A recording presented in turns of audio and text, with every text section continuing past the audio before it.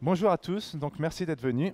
Donc je vais tout d'abord me présenter, je m'appelle David, je suis diplômé de l'INSA de Lyon en 2014 et j'ai fait un double diplôme au Brésil avec un projet de fin d'études qui s'est réalisé avec Facebook. Alors je ne sais pas si je casse en même temps mon écran.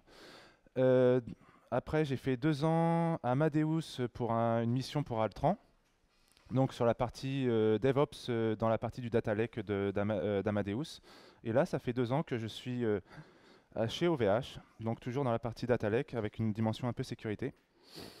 Je pense que vous, avec Horatio, vous devez connaître OVH. Donc, je vais laisser Horatio présenter comme il le fait si bien. Quoi de neuf depuis depuis ces dernières semaines, voire derniers mois? On a eu la certification Secnum Cloud, donc en décembre 2020. Et donc, on est répartis en 4 univers qui les sont derrière moi. Et donc, il y a le classique web, mutualisé, ainsi que les VPS et les services, les as de service, donc comme l'intelligence artificielle ou le machine learning. Dans mon équipe, on s'occupe donc du data lake, qui est ici, et donc on s'occupe aussi de tout ce qui est récupération de la donnée sur les bases de données, et aussi pouvoir permettre à nos clients internes de utiliser et de venir faire des analyses dessus. Je fais partie de l'équipe, je suis DataOps, donc dans l'équipe GIS Data. GIS, c'est pour Global Infrastructure System. Et donc, on travaille sur l'installation de ces nouveaux produits. On les teste, on industrialise, on automatise, on fait la mise en place des MEP. Il y a aussi donc tout ce qui est validation avec nos clients internes, donc les tests, la validation unitaire avec le métier. Et on fait aussi les mises à jour de l'infra, donc que ce soit de l'OS, de l'applicatif et des outils qui sont autour. Maintenant que je me suis présenté, c'est à votre tour. Je voudrais savoir un peu, faire un tour de table vite fait. Donc savoir si vous êtes plus développeur, étudiant, ops. Y a-t-il donc des développeurs dans la salle? Une très grande partie. Est-ce qu'il y a des sysadmins, des opérateurs? Donc ça serait... Ouais. C'est quoi? C'est plus du DevOps? D'accord. Donc 6-7 personnes sur l'ensemble. Et est-ce qu'il y a des étudiants pour savoir si je dois vulgariser ou pas? Il n'y a pas d'études. Ok, ça marche. Et dernière question que j'ai à vous poser. Est-ce que vous avez déjà possédé actuellement ou dans vos expériences passées un téléphone d'astreinte? Un, deux, trois, même pas une dizaine. Ouais, ça fait peu. Merci bien. Donc voici l'agenda, plutôt dense, donc je vais aller assez vite. Au niveau de l'introduction, donc sur tout ce talk que je vais vous donner se base sur les post-mortem. Ce sont une analyse qu'on fait en parallèle d'un incident. Donc quand il y a un problème sur votre site web, sur votre applicatif, donc il y a un ticket que votre client interne ou externe va ouvrir, et donc vous allez tenter de fixer, de résoudre le problème. Mais il y a aussi toute une phase à côté qui est donc l'analyse du post-mortem qui est au-dessus. Et cette analyse dans l'équipe engineering va en découler l'écriture d'un post-mortem qui peut être public ou pas, mais ça permet donc de faire le statut de ce qui s'est passé. Ça vient avec c'est décrit dans la procédure ITIL. Donc il y a toute cette partie-là donc de l'analyse des incidents, de comment vous allez résoudre le problème, quelles sont les étapes comment ça s'est déroulé. Il y a aussi tout ce qui est les actions que vous allez mener. Donc comment vous avez fait un workaround, donc comment fixer rapidement pour que le service soit au plus vite rétabli pour vos clients, mais aussi comment vous allez le résoudre de manière permanente. Et donc ce sont les éléments que vous allez trouver dans votre post-mortem, donc en mode chapitre, mais aussi tout ce qui est processus. Comment vous avez géré les développeurs, la communication avec ce client ou l'ensemble des clients. Est-ce que vous avez eu besoin d'autres équipes? Par exemple, si vous vous basez sur un service, je sais pas, Kubernetes, est-ce que vous avez besoin aussi de l'équipe de Kubernetes pour vous aider? Donc tout ça est présent dans le post-mortem. Et est-ce que tout le monde est familiarisé avec ITIL? Si vous ne savez pas, levez la main. Donc c'est une certification donc des processus, tout ce qui est sur la partie un peu cycle de vie des Ops. Il y a une certification et je vais en parler un peu plus tard. Je vais donner quelques éléments à ce sujet.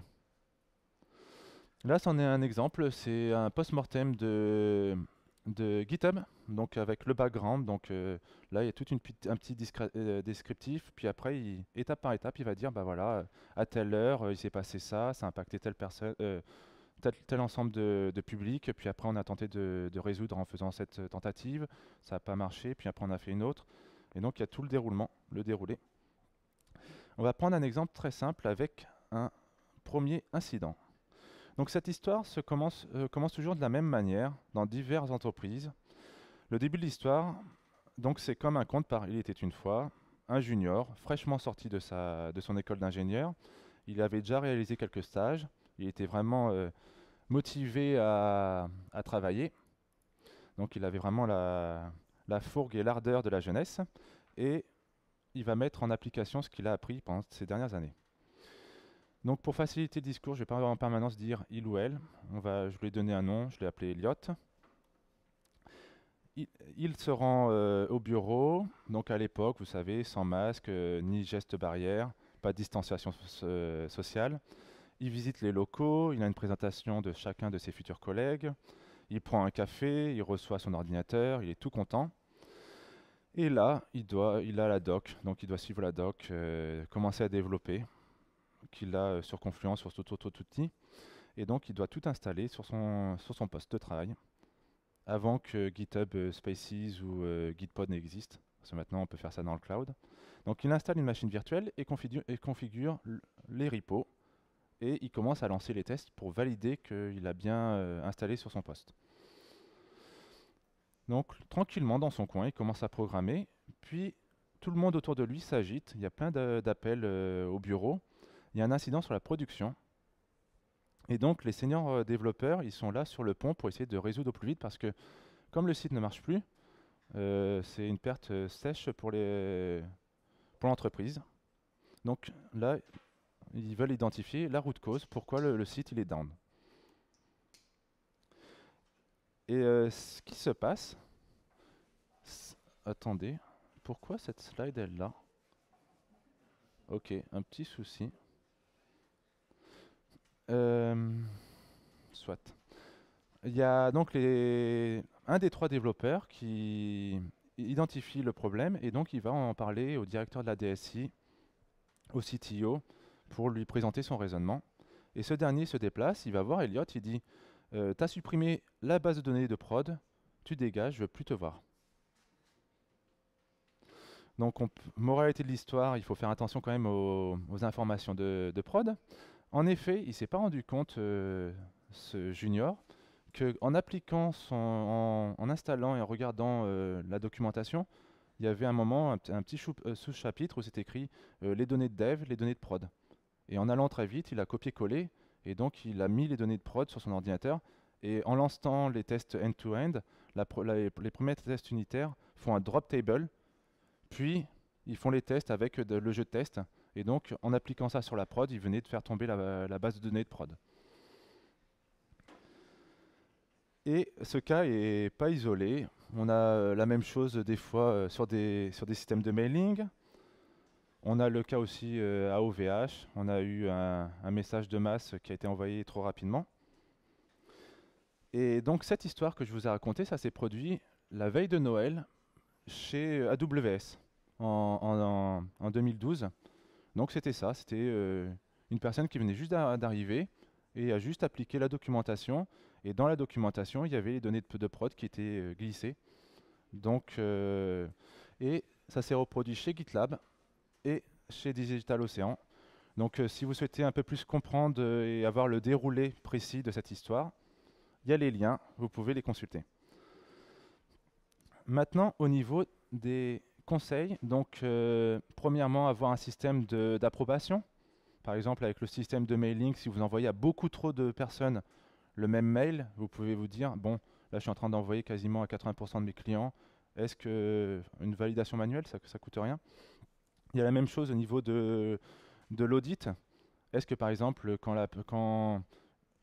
quand quelqu'un fait un drop table ou un drop database, est-ce qu'on va pas catcher l'information par un outil et dire bah là, désolé, j'attends, il faut une approbation manuelle parce que c'est quelque chose de lourd sur une.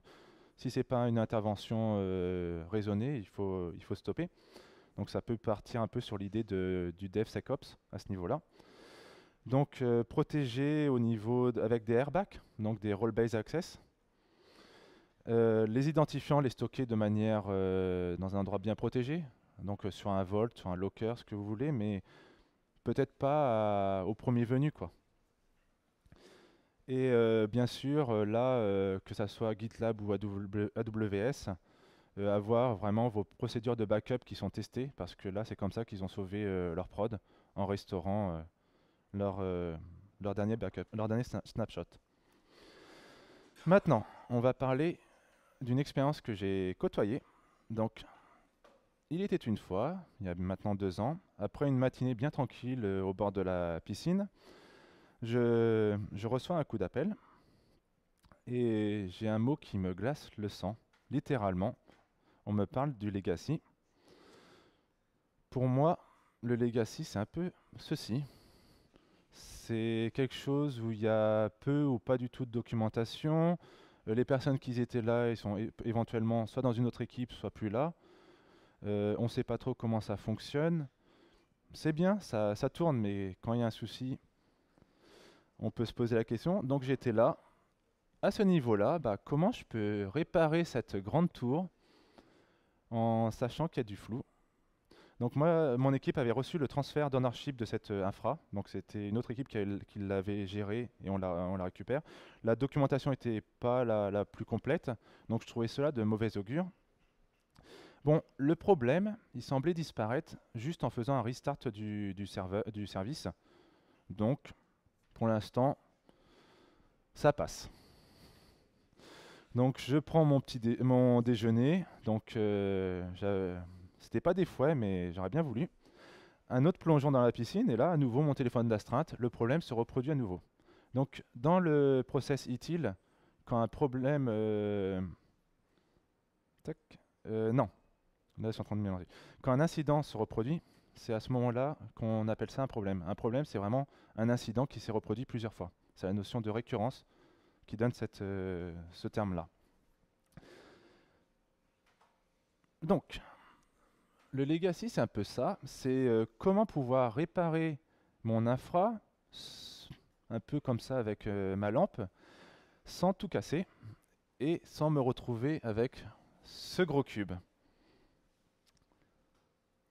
Donc je commence à lire les logs, à regarder sur la machine, je vois qu'il y a des fichiers de crash de la JVM, c'est pas, ça a l'air d'être un peu sur ça.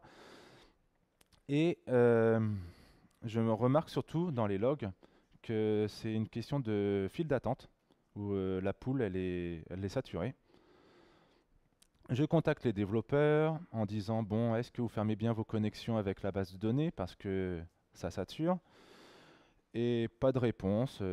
J'ai envoyé 5-6 mails sans réponse. J'ai pas de changelog de ce qui s'est passé sur la prod, donc je peux pas mettre en cause un dernier changement. Donc pour cela, j'ai voulu programmer un workaround parce que, rappelez-vous, juste le restart, ça fonctionne. Donc allons-y. J'ai opté pour Kiss. Est-ce que vous connaissez Kiss? Une bonne majorité. Ah, en tout cas, je vais expliquer.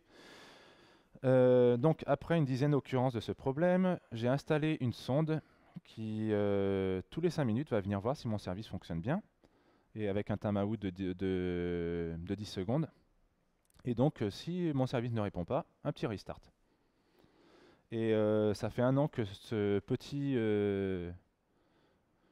programme à la MacGyver tourne, et j'ai déjà restarté 100 fois le service suite à ces petits soucis de pool de connexion. Et pour l'instant, on ne m'a pas rappelé. Donc Kiss, l'idée c'est vraiment de faire ça de manière très simple. Donc moi, mon code, c'est un petit script bash qui vient venir voir si tout fonctionne bien, et s'il ne fonctionne pas, je restart. Et pour l'instant, le legacy, ça tourne. Cette histoire-là, je l'ai déjà vue dans d'autres équipes. Quand j'étais à côté, chez Amadeus, il y avait Orange à côté, et eux, ils appellent ça TPCM. Donc c'était la slide précédente que je ne sais pas pourquoi elle a bougé. Donc TPCM, c'est ne touche pas, c'est magique. À ce sujet-là, j'ai une connaissance qui lui arrivait cette fameuse chose où, vous savez, un ordinateur comme ça dans le coin, qui tourne dans un bureau fantôme, il n'y a même plus personne qui s'en occupe. Et comme à Lyon, on a un peu cette conscience low-tech, d'écologie, bah, la personne s'est dit, bah, si personne n'utilise cet ordi, ok, ce soir, je le débranche. Et malheureusement, le lendemain, elle est convoquée par son chef bureau de service, qui est convoqué. Elle venait juste de débrancher le serveur de la TPE. Donc, depuis ce jour, il y a ce fameux clip art sur l'ordinateur pour prévenir qu'il ne faut pas toucher. C'est le serveur de la boîte. Sur la twittosphère, j'ai aussi trouvé ça. Donc, méfiance avec des Raspberry, avec des outils qui tournent dans un coin. Une autre histoire que je vais vous raconter, c'est celle du CDN. Donc, j'étais tranquillement en télétravail et un mardi matin. Et là, il y a mon beau-père qui a un petit ordinateur pour lui. Hein, ils appellent les Doctosimo. Donc, c'est des petits ordinateurs, un petit Linux très simple pour utiliser. Et il me dit, mince, il ne fonctionne pas, c'est quoi cet ordinateur Il voulait juste aller voir une recette sur Marmiton et il avait une erreur 503. Et je lui dis, bon, avant que tu bazardes ton ordi et tu le foutes à la poubelle, je vais quand même regarder. Donc j'essaie sur mon ordinateur et je me rends compte que c'est un problème mondial parce que même moi, j'arrive pas à accéder à Marmiton et il y a d'autres sites qui sont touchés. Il y avait The Guardian, The Financial Times, The New York Times, il y avait aussi Le Monde, il y avait Reddit, Twitch, PayPal, il y avait le site de la Maison Blanche ou du gouvernement britannique qui ont été interrompus par ce genre de messages. Donc pas du tout clair. Et donc accueilli par un 503, le service n'est pas disponible. Et donc, quand on regarde un peu sur Twitter, c'est lié à une plateforme de CDN, donc de diffusion de contenu. Et plus précisément, c'est Fastly qui est touché. Et même leur site ne marche pas. Donc, on ne peut même pas voir le statut de Fastly parce que Fastly est down. Et donc, au niveau CDN, ce qui se passe, je vais expliquer, c'est qu'au lieu que vous allez contacter le serveur qui est outre-Atlantique, donc traverser à travers les câbles transatlantiques et récupérer la donnée, ça va avoir de la latence. Il y a des points de présence en Europe, dans d'autres continents, et donc vous allez, au lieu de récupérer de très loin, récupérer ce contenu de très proche de chez vous. Et donc c'est ce que fait Fastly. Il y a la même chose gérée par Akamai, Cloudflare ou Amazon CloudFront, qui est basée sur cette idée-là. Fastly, c'est plutôt récent, ça a 10 ans, et ils sont rentrés en bourse donc en 2019. Sur leur site, du moins surtout sur Twitter, ils disaient bah, nous avons identifié une configuration de service qui a déclenché cette panne sur tout leur serveur de présence. Et donc cette panne est mondiale. Donc tout est cassé, quoi. Là, il y a une petite illustration au niveau de ce qui se passe quand vous contactez un CDN. Il y a aussi beaucoup de personnes qui se sont mis à pointer du doigt, bah voilà, Fastly, c'est le talon d'Achille de tout le web, ou les CDN en général. Donc à ce niveau-là, on peut se dire, bah, nos chercheurs qui travaillent sur HTTP3, peut-être ils doivent prendre en compte ce genre de mécanismes qui sont les échanges et l'utilisation d'un CDN, parce que quand le CDN ne marche plus, bah, rien ne fonctionne. L'autre chose qu'on peut pointer dans cet incident, c'est au niveau du message d'erreur. Vous avez vu la 503, bah, moi, mon beau-père, il était à deux doigts de bazarder son PC parce que plus rien fonctionnait, alors qu'il voulait juste cuisiner pour déjeuner. Et Fastly, dans leur documentation, ils disent quand nous sommes down, vous pouvez personnaliser votre message d'erreur. Vous pouvez dire bah, actuellement, notre système de cache ne répond pas, et donc vous pouvez donner un message un peu plus clair à vos clients, parce que l'expérience utilisateur est vraiment mauvaise d'avoir un message que seuls les admins puissent comprendre. Et donc ça, cette histoire, c'est le 8 juin de l'année dernière. Et donc c'était suite à une mise en production du 12 mai. Donc il y avait un client qui avait demandé une configuration bien spécifique et ils ont mis en production et ça a tout cassé. Donc qu'est-ce qu'on peut faire à ce niveau-là? Ben, on peut personnaliser les messages d'erreur comme je vous ai énoncé. Il y a aussi donc là il y a un loupé au niveau des tests end-to-end parce que ils ont fait plaisir à ce client-là, mais au final ça a tout fait tomber. Et donc renforcer, avoir un entraînement. Ils ont mis 50 minutes pour établir le service. Donc peut-être ce genre d'exercice à faire aux équipes de d'Ops, de sysadmin, ceux qui s'occupent de l'infra, d'être entraînés pour rétablir plus vite, pour gérer ce genre d'incident. Donc dans le jargon, on appelle ça l'IT Runbook, donc avoir une bonne base de documentation pour, quand vous avez ce genre de problème, résoudre au plus vite. Revenons avec mon petit château, le Legacy, cette belle tour. Donc rebelote, mon téléphone d'astreinte. Et là, donc c'est pas le service qu'on propose à notre data lake, mais c'est une application satellite, donc une autre qui vient graviter sur le data lake, sur ce Legacy. J'essaie de restarter le service, ça marchote pendant 20 minutes, puis à nouveau les clients qui se plaignent, ça marche plus. Bon, je regarde dans les logs et je vois que Zookeeper se déconnecte, se reconnecte, est suspendu en permanence, il fait ça. Et des fichiers qui disent que la JVM a fait un dump. Donc ça fait penser vraiment au crash de la JVM. Rapidement, on essaie de faire un workaround au niveau de l'équipe. On double la heap size donc, de la JVM. Ça tient mieux, ça tient 40 minutes. Mais rebelote, ça tombe. Donc après, on peut se dire, il y a de très bons talks. Il y en a une au Riviera Dev en 2019 par Jean-Philippe de chez Criteo qui dit comprendre comment fonctionne le garbage collector sur la JVM. Donc on peut faire du tuning de JVM. Mais le legacy, c'est un peu ça. C'est quelque chose qui va disparaître dans 6 mois, 1 an. Il ne faut pas trop investir de temps parce qu'il y a la nouvelle infra qui est déjà disponible. Donc le tuning de JVM, c'était pas une bonne idée parce qu'on va prendre du temps et c'est super intéressant, mais c'est time consuming et pour l'instant nos clients attendent. Ah oui, vu qu'on est en période de Covid, il y a un message de Santé publique France. Donc c'est un peu comme ça qu'on voit le legacy, nous administrateurs. Donc on va laisser ce petit message de communication gouvernementale.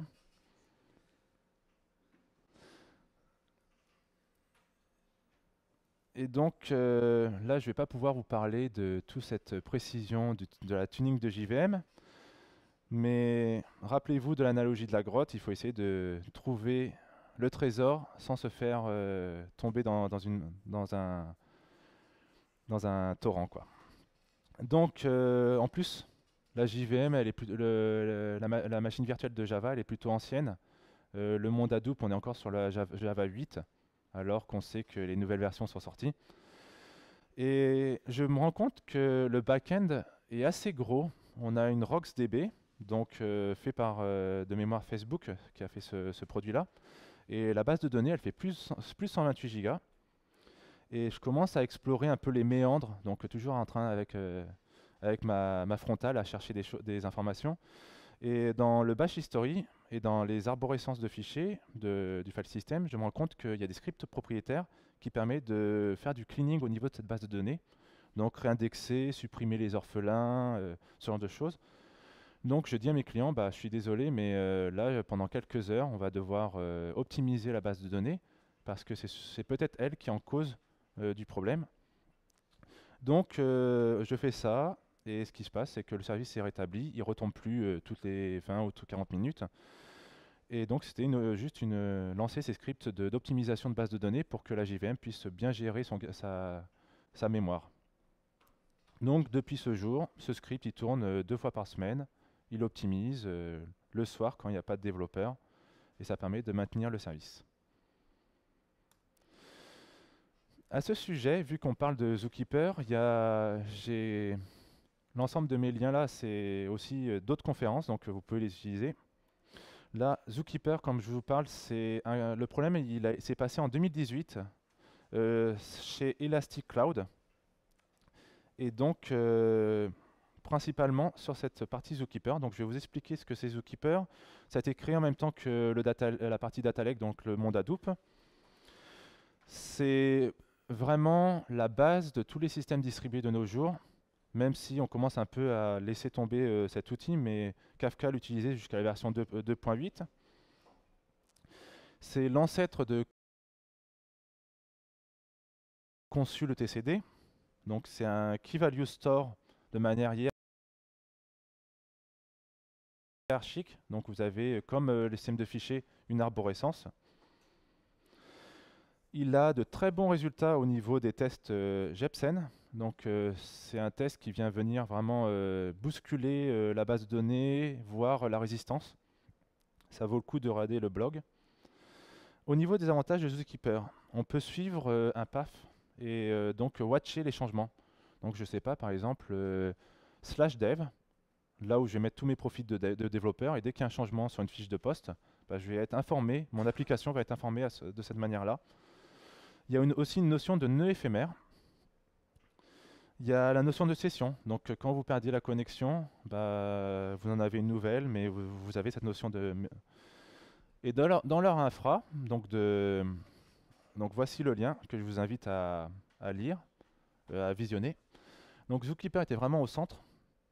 Et ce qui s'est passé, c'est qu'à un moment, il y a eu soit c'est un changement au niveau des applications qui sont autour, mais Zookeeper a commencé à avoir son CPU qui a augmenté. Et donc, il y a eu des déconnexions au niveau de certains microservices. Donc, au début, c'est juste des petits microservices. Donc, ce qui se passe, bah, ok, j'ai perdu la connexion avec Zookeeper, bah, je me reconnecte. Ce qui fait augmenter la charge sur ces machines-là, qui entraîne beaucoup plus de déconnexion sur les autres microservices. Et donc, au final, ils ont eu la saturation ici. Il y avait tout le CPU qui était consommé. Et Zookeeper n'arrivait plus du tout à gérer les déconnexions, les reconnexions. Et donc, ce qui se passe, c'est que leurs clients n'arrivaient même plus à les taper sur leur infra. Donc, ils pensaient qu'ils n'avaient même plus d'élastique pour venir query parce que Zookeeper n'arrivait pas à faire les liens. Donc, à ce niveau-là, on peut on peut proposer éventuellement des solutions. Déjà, analyser au niveau métrique l'API, donc que ça soit le GC, donc le Garbage Collector de Java, mais aussi la réponse de Zookeeper. Tout ce qui est métrique de base, donc le CPU, ça, je pense qu'ils ont dû avoir une alerte au niveau du téléphone d'astreinte par rapport au CPU. Il y a des outils aussi, il y a l'état de l'art au niveau des systèmes distribués que Leslie Lamport a fait une formalisation qui s'appelle ça le TLA+, donc pour vraiment gérer un peu ces effets de bord.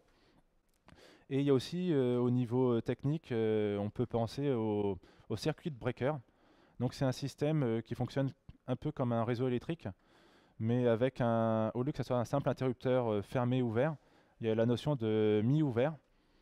Ça se passe que quand vous commencez à avoir un taux d'erreur au niveau de votre API, bah, vous allez lever un peu le pas et vous n'allez pas en permanence répondre.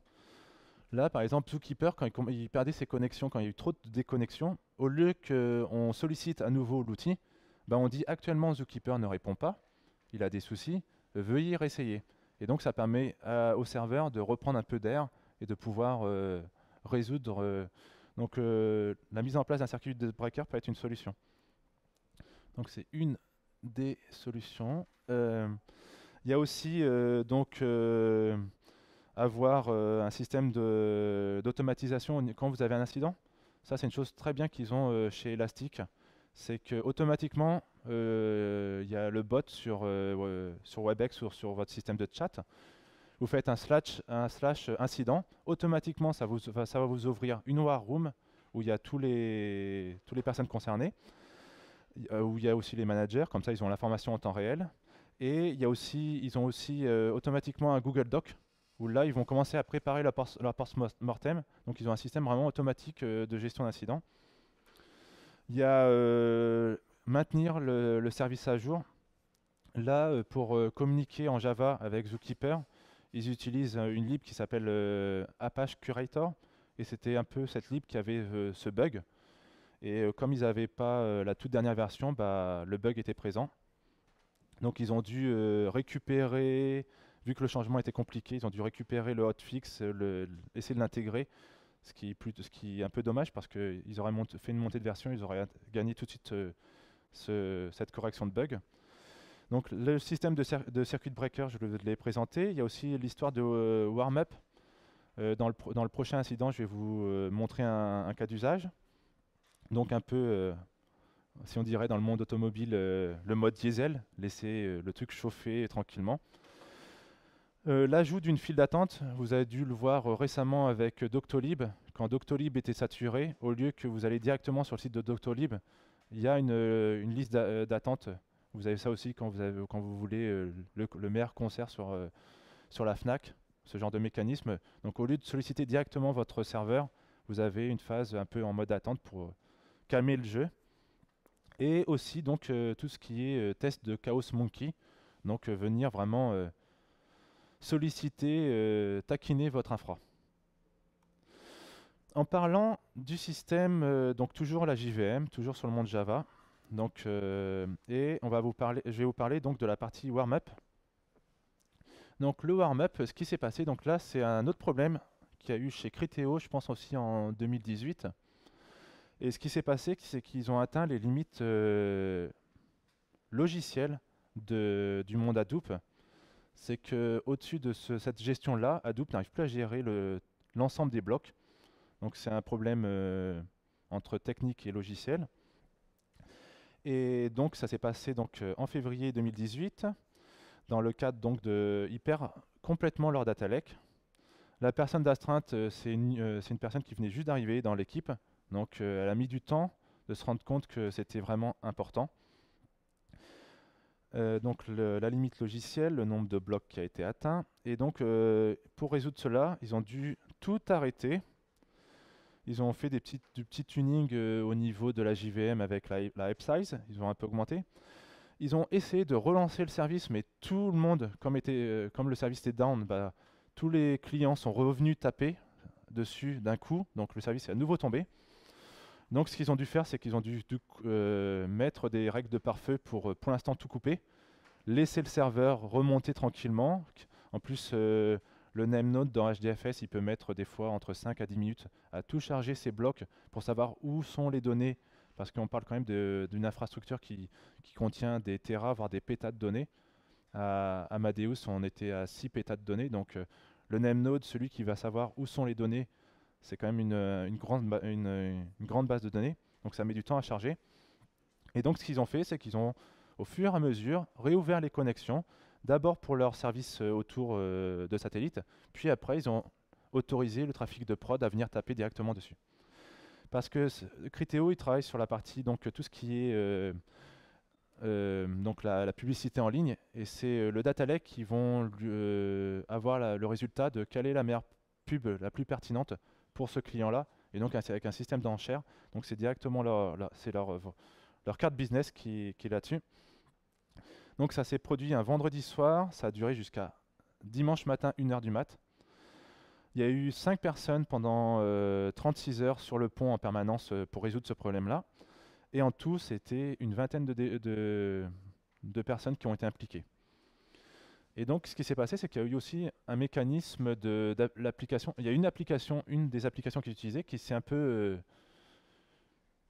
comment dire ça? Elle a fait une loupe ou je ne sais quoi, mais elle s'est emballée, voilà le terme que je cherchais. Et donc, elle a créé plein de fichiers. Et donc, c'est comme ça qu'ils ont aussi récupéré l'outage, c'est qu'ils ont supprimé tous les fichiers qui n'étaient pas nécessaires. Tac. Donc, les tests de performance pour essayer de savoir vos limites au niveau de vos applications, savoir jusqu'à où votre base de données peut contenir le nombre de lignes ou ce genre de choses. Là, savoir que HDFS, au-dessus de ça, il ne gère pas, bah, c'est bon de le savoir. Maintenant, comme vous pouvez le voir, ils ont même un monitoring dessus pour savoir cette KPI. Donc tout ce qui est observabilité, sonde applicative, c'est pertinent. Et le service de délestage. Donc là, par exemple, ce qui est dommage, c'est qu'ils avaient un gros data lake de prod peut-être pour tout ce qui était client, tout ce qui est critique, tout ce qui est business, avoir un data lake critique, et tout ce qui est peut-être calcul de fraude, data science, peut-être sur un autre data lake pour séparer un peu les business. Alors c'est vrai que ça demande deux infra et peut-être deux équipes de d'ops, mais ça permet de, s'il y a un souci, de, de mitiger quoi. Et si besoin, bah, vous dites à vos clients, bah, actuellement on a un problème majeur, on a un serveur de délestage, allez dessus, le temps qu'on résout le problème. Euh, une autre histoire, là on va passer sur un monde un peu plus petit, c'est une start-up. Et ce qui se passe, c'est que du jour au lendemain, le service ne marche plus du tout. Donc là, j'ai récupéré ce qu'ils ont partagé dans leur blog, et ils se rendent compte que sur le MongoDB, il n'y a plus rien. Et il y a un fichier, et ils se rendent compte que, en gros, c'est un attaquant qui a récupéré l'accès et qui demande bah, pour 48 heures, payez-moi en Bitcoin, 3 centimes de Bitcoin, et je vous rends vos données. Donc, et quand il a regardé les logs, il s'est rendu compte qu'il y a eu le drop un peu avant. Donc, ce que je vous ai expliqué tout à l'heure, peut-être au niveau applicatif, les drops, essayer de ne pas directement les mettre sur avoir un mécanisme qui les intercepte parce que sinon, voilà le genre de dommage. Donc, il y a ici le lien, si vous voulez le consulter, donc en expliquant tout la traçabilité et comment il a résolu l'incident. Et il a eu de la chance, il avait un service de backup qui fonctionne bien, donc il a restauré, il n'a pas payé les 300 centimes de Bitcoin. Et en plus, il était vraiment en phase de lancement de start-up. Il y avait le MVP qui avait super bien fonctionné. Et là, il a dit, bah, je lance la V2.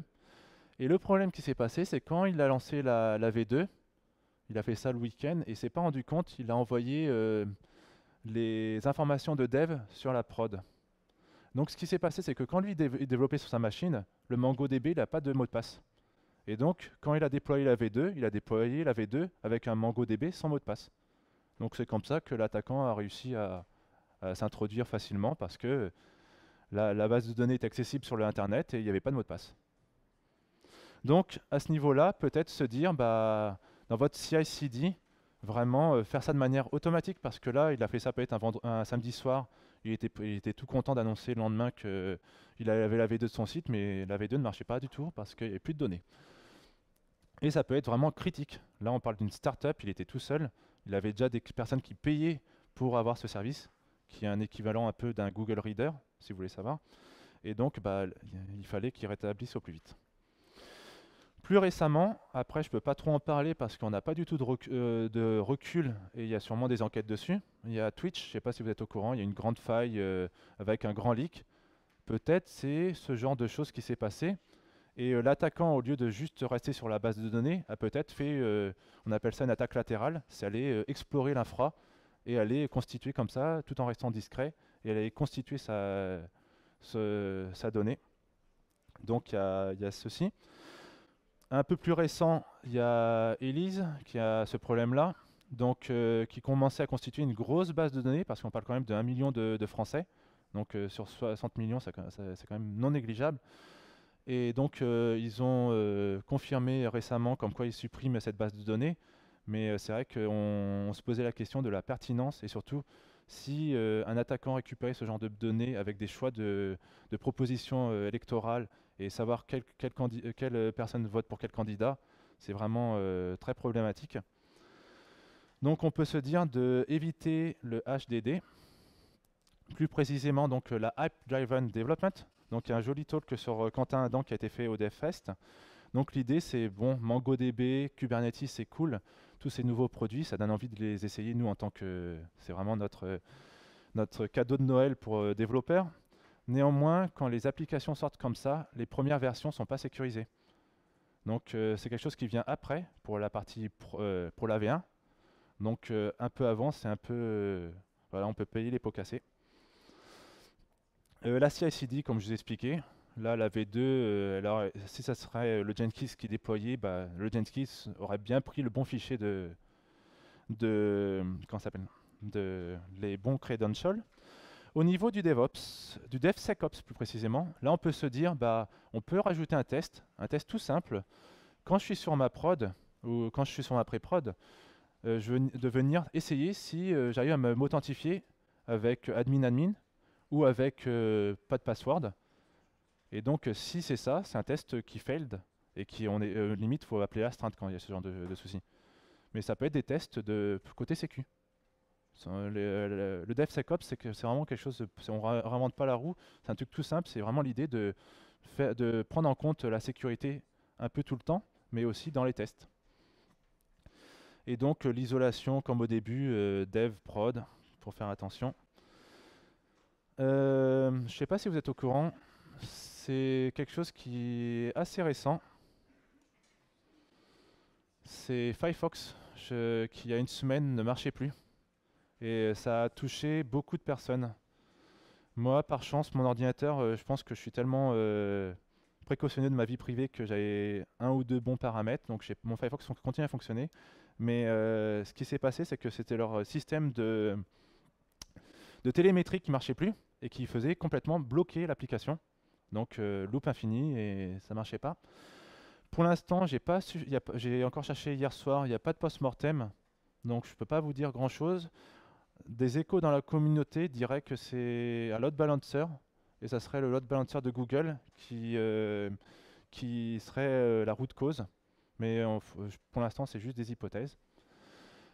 Au niveau admin, on peut se dire que là, le ticket d'incident, en gros, les premières personnes qui se sont plaintes, c'était à minuit 18. Donc ça peut être pertinent que le load balancer s'est mis à jour à minuit, et donc impactant... donc là, c'est limite, c'est le cloud provider qui a impacté l'application qui a été de manière mondiale. Donc il y avait un petit workaround, mais ça, maintenant, c'est problématique parce que Firefox, ils doivent se poser la question parce qu'il y a il y a beaucoup de personnes qui ont changé cette information-là. Et donc, il faut qu'eux, ils la remettent à true parce que sinon, on va rester tout le temps dans HTTP 2, quoi. Au niveau DNS, DNS pour beaucoup de personnes, c'est ça. Donc, il y a Slack qui a eu ce souci-là. Alors, comme je vous ai parlé, ils disent le nombre de personnes. Là, c'était 1% de leurs clients qui étaient impactés. Donc, ils disent, bah, utilisez les Google DNS. Alors ça, c'est un workaround, mais il faut se rappeler que mon beau-père ou d'autres clients ne sont pas du tout techniques. Et quand ils vont changer ça, ils vont plus le remettre dans les prochains jours dans la valeur antérieure. Autre chose, que ce soit Google ou Cloudflare, c'est un DNS. Ils récupèrent toutes vos requêtes. Quand vous tapez sur une adresse URL, c'est eux qui vont répondre. Donc ils savent votre historique. Donc on peut se poser des questions. Donc là, c'est ce qu'il y a en discussion. On voit beaucoup les personnes qui disent bah, essayez ceux de Google, essayez ceux de Cloudflare. Mais c'est ça la grande problématique, c'est faut pas oublier que ça a des impacts au niveau de votre vie privée. Donc ça c'est pour Slack ou pour Facebook. Donc un changement qui peut être important. En plus c'est amusant, les médias quand ils en parlent, ils savent même pas faire une recherche sur Wikipédia. Donc c'était le Border Gate Protocol et non pas le bridge. Donc qui permet d'interconnecter comme un peer-to-peer les routeurs entre eux. Je ne vais pas m'approfondir dessus, il y a eu tellement d'articles de blog ou de posts sur l'incident de Facebook que je vous invite à cliquer sur les photos et à lire. C'est une très bonne richesse, surtout si vous voulez approfondir un peu votre partie réseau. Au niveau bonne pratique, ils ont un TTL qui est assez bas, trop bas. Donc l'explication ici. Les conséquences importantes. Ils ont perdu Zuckerberg a perdu 6 milliards de dollars suite à cet incident. Ça a même impacté d'autres entreprises. Là, c'est Cloudflare. Bah, tout le monde tapait sur leur DNS parce qu'ils voulaient consulter Facebook. Et donc, ils ont eu une augmentation de 30 fois le trafic normal. Il y a aussi des conséquences latérales. Ceux qui utilisaient me connecter avec Facebook, ça ne marchait pas. Donc vos utilisateurs sur vos sites web ne pouvaient pas se connecter parce que Facebook ne répondait pas. Donc, il faut toujours avoir un service alternatif que me connecter avec Facebook, surtout si votre client a besoin rapidement de, je sais pas, changer une information par exemple, le taux de glycémie pour son capteur. Bah, ça, c'est pas une bonne pratique. Aussi, les personnes de chez Facebook ne pouvaient même plus se rentrer dans leur bâtiment parce que leur site ne marchant pas, ils ne pouvaient pas badger. Et toute leur communication se fait via Messenger, donc ils ne pouvaient même pas communiquer entre eux. Donc là, c'est ce que j'avais fait en projet de fin d'études, peut-être faire un système un peu de plusieurs, ne pas avoir le même point d'accès. Donc avoir, par exemple, là c'était partie les capteurs et partie restitution pour mes clients. Donc une partie centrale, mais vraiment avoir plusieurs IP, avoir des accès différents. Par exemple, est-ce que c'est pertinent d'avoir le DNS pour toute l'infra? Peut-être avoir tout ce qui est IoT, tout ce qui est badge sur un service. Par exemple, Facebook statut peut-être ne marchait pas non plus. Ce genre de choses. Donc c'est vraiment avoir une ramification et ne pas avoir tout sur un point centralisé. En informatique, on appelle ça un SPOF, un Single Point of Failure. Donc voici un ensemble que j'ai expliqué une petite synthèse. Et on va passer au niveau conclusion. Donc en bref, premièrement, ne pas taper sur le développeur, le sysadmin ou le SRE qui est en cause. Ça sert à rien et c'est pas productif. Au niveau des tests, on peut faire du Chaos Monkey. Netflix est un très bon exemple. Formez vos équipes. On peut faire, on appelle ça, comme le vendredi après-midi, c'est éventuellement le seul moment où on ne prod pas. Sinon, la personne d'astreinte va pleurer le week-end. Donc, ça peut être un moment où vous faites du roleplay et de dire, ok, on va simuler un incident et on va regarder ce qui se passe. Testez vos backups, ne pas mettre aussi sur un Google Drive. C'est ce qui s'est passé pour des données médicales, par exemple. Il y avait un truc de test antigénique, je ne sais plus, tout le backup était fait sur un Google Drive. Et donc les plateformes de CI/CD qu'on peut tout automatiser. Et les métriques. Donc au niveau du roleplay, il y a cet outil-là. Vous retournez la roue et il va vous dire erreur 503, load balancer qui tombe, avec un chrono, tel un post-mortem. Donc voir le problème, communiquer dessus, le trier à la bonne équipe. Et ça peut être fait un vendredi après-midi par exemple. Et documenter. Donc l'ensemble de ma présentation est basé sur des post-mortem. En voici la liste. Il y a aussi un GitHub voire même un blog qui les recense. Si vous voulez, il y a des vouchers. Et on aura aussi sur le stand si vous voulez les codes. On a des posts, n'hésitez pas. Et que ça soit sur les gommettes à la sortie ou sur le QR code, n'hésitez pas à me donner votre feedback. Merci.